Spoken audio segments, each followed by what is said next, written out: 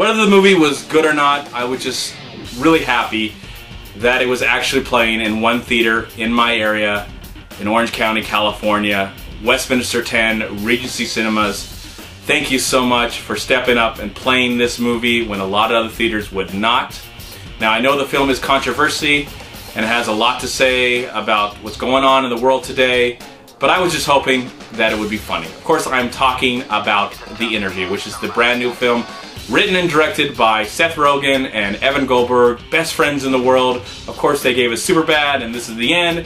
And of course, this film stars two best friends in the world, Seth Rogen and James Franco. Now, I like Seth Rogen. He doesn't bother me that much, even though I know he pretty much plays himself in every movie that he's ever made. Look, he did it successfully in 2013 with This Is the End, with his good friend James Franco, who is also in this movie. But I just wanted to laugh. When it comes to comedy, of course I just want to laugh. Most people, of course, will agree. When you go see a comedy like this, you want to laugh. You want to have fun. You want to be with your friends. I wasn't with my friends at all, sadly. It was a wonderful day, Christmas-wise, of course, with family. And just a lot of people were busy. But I really wanted to search this movie out and see it because I was not going to watch it at home. I know that you can, and that's fine with anybody who wants to do that, but I wasn't going to do that. I was going to go see it in the theater, and I saw it with a full house. A lot of the screening, the show times, I should say, were all sold out. I was able to find one, see it, and watch it tonight. Of course, the film is about two guys who have the chance of a lifetime to get rid of one of the most notorious dictators in all of history. And the movie revolves around Seth Rogen, who plays a TV producer, and James Franco, who plays a TV host, who have the chance to interview Kim Jong-un, who is a huge fan of their show, their really crappy interview show, where they have the weird opportunity to interview celebrities when they're going downhill or having wonderful, amazing announcements to make in the world. Like Rob Lowe is losing his head, and there's a moment in the movie in the beginning when Eminem has a big, huge announcement to make, which I found to be really funny and pretty cool. It's a movie, though. It's still a movie. But I thought it was just pretty cool that he would be in this movie and do the things that he says in this film. It was very, very funny and clever. And it was a really good start to this film, because I was really excited to see this movie. I was sad that it got pushed to Christmas and then got taken out of the Christmas season. And then suddenly it was kind of back in the Christmas season. And then now you can watch it at home, which I don't have a problem with anybody doing that. I just wasn't going to do that. I really wanted to go and have a theater experience and hopefully laugh.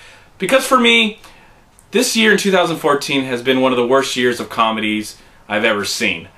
I think I saw one comedy this year called They Came Together that I actually enjoyed and laughed at. And I like Dumb and Dumber 2. It wasn't a great film by any means, but it was funny. But other than that, there really hasn't been a comedy this year that has impressed me, that I can even think about. It hasn't been great. Hopefully 2015 will be better. But I was hoping with The Interview that it would help make this year a lot better when it came to comedy movies.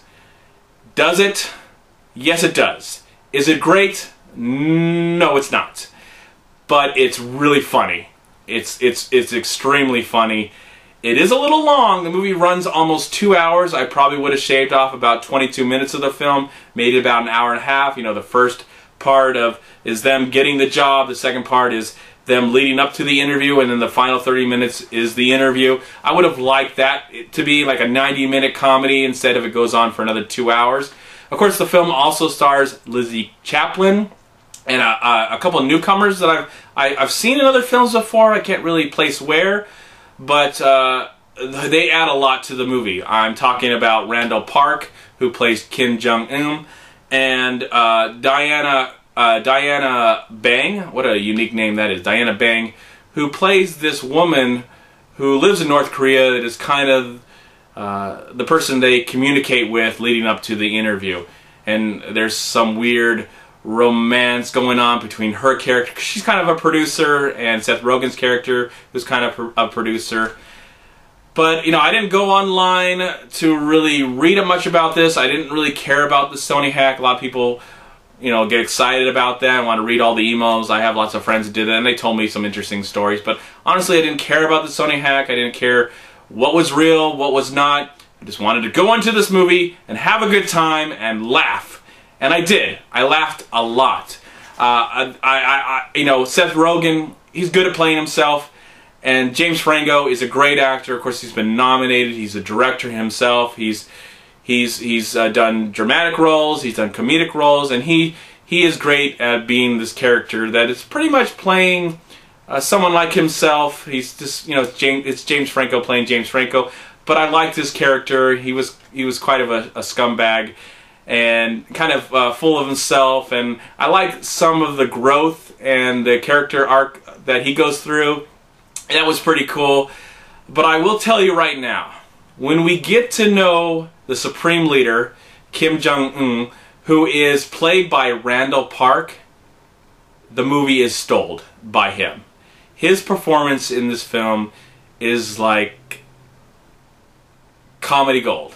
It's not like, what am I saying? It's not like comedy gold. That was stupid to talk about. Sorry about that. He is comedy gold.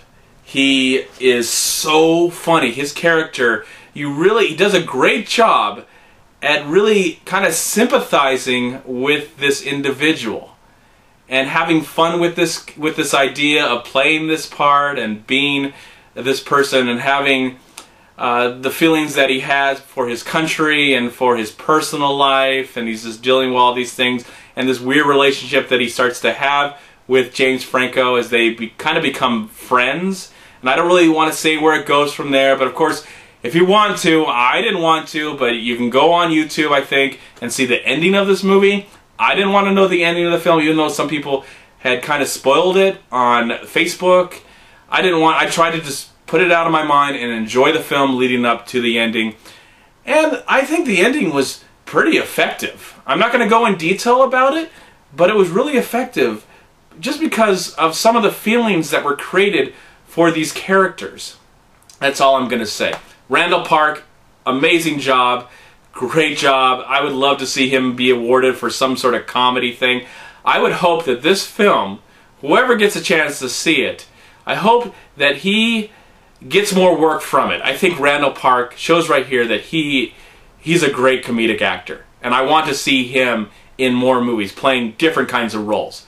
His character was so weird and complex. One minute you're caring about it, the next minute you're not.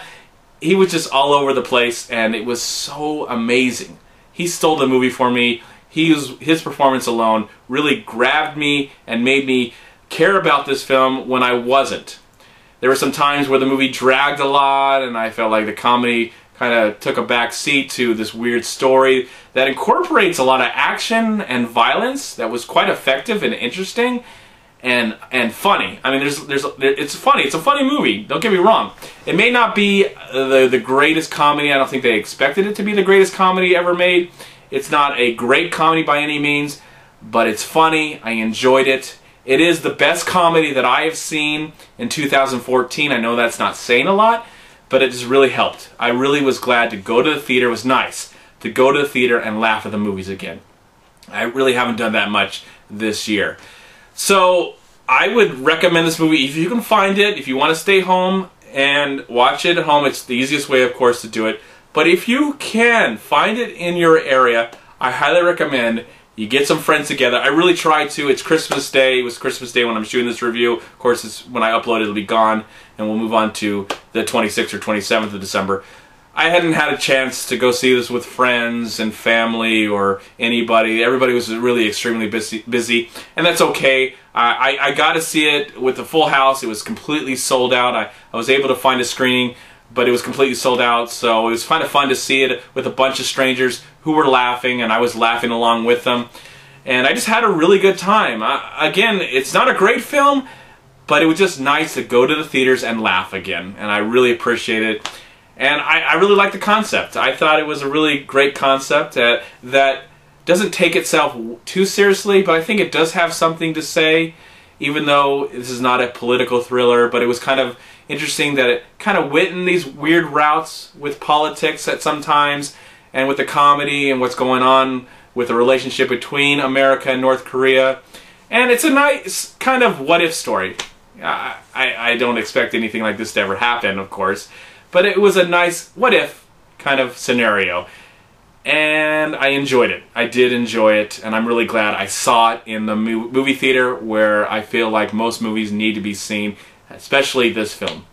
This film definitely needs to be seen in the theater, and I'm really glad I did. And for that, I'm going to give The Interview, I'm going to give it a solid 3 stars out of 4. I'm MovieManCHAD. Please like, comment, subscribe to my channel. I'm also on Twitter, and I'm on Facebook, and please go to WeLoveFilm.com and subscribe right here on YouTube to We Love Film. Also go to Long Beach Acting and Film Association right here on Facebook and Twitter. Please also go to MoviePile.com, and if you've enjoyed this video movie review, please click right here, subscribe to my channel. I'd really appreciate it. Have you got a chance to see The Interview, whether you saw it in the theater or at home? It doesn't really matter. To me, it does matter. I can never watch a movie like this at home, no matter what size of my TV is. It doesn't matter. I love to go see movies like this in the theater with a group of people. We're all laughing and have a good time. But did you enjoy it? Did you not? Did you not enjoy this film at all? Put down in the comment box below your feelings about the film. I'd be really interested to hear about them. And in the meantime, have a great day, a wonderful night, and a wonderful life for the rest of 2014. Have a great new year. If you don't see any more of my videos after this, I wish you a happy 2015. And in the meantime, have a great day, a wonderful night, and a wonderful life. Did I say that already? Anyways, peace be with you, my friends.